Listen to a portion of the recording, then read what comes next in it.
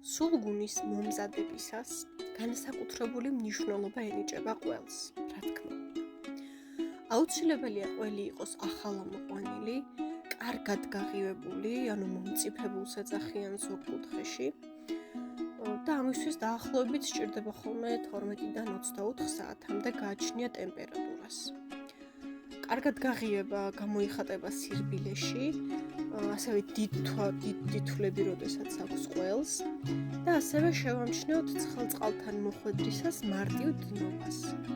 სულგუნის მომზადება შეიძლება როგორც წყლით, ასევე რძით, შრატშიც საკეთებენ როგორც ვიცი. როდესაც თხლად დაჭრილ ყველის ნაჭრებს გადავიტანთ ადუღებამდე მიყვანილ წყალში, კარგად უნდა მოვურიოთ და დავეხმაროთ ერთიან მასად ქცევაში. როდესაც მასა იქნება ერთიანი, ის გადმოგვაქვს სამუშაო დაფაზე და ვიწყებთ ზელვას.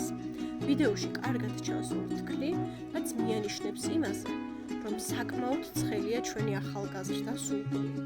თუმცა, თუ ასე ცხელს არ დავამუშავებთ, ვერ მოვახერხებთ კარგი ფენები მივიღოთ.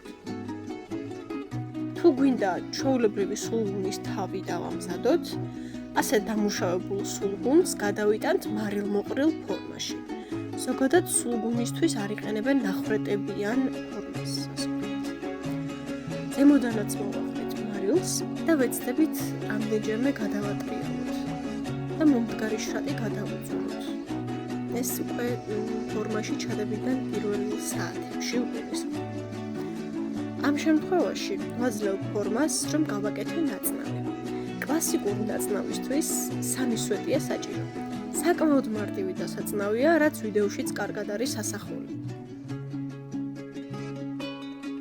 სულგუნი, როდესაც გამყარდება, დიდი ხნით შეგვიძლია შევინახოთ მარილ წყალში, ან მოკლე ხნით, მაგალითად, თუ მალე ვაპირებთ მის შეჭმას, შეგვიძლია მაცივარშიც დავაყენოთ.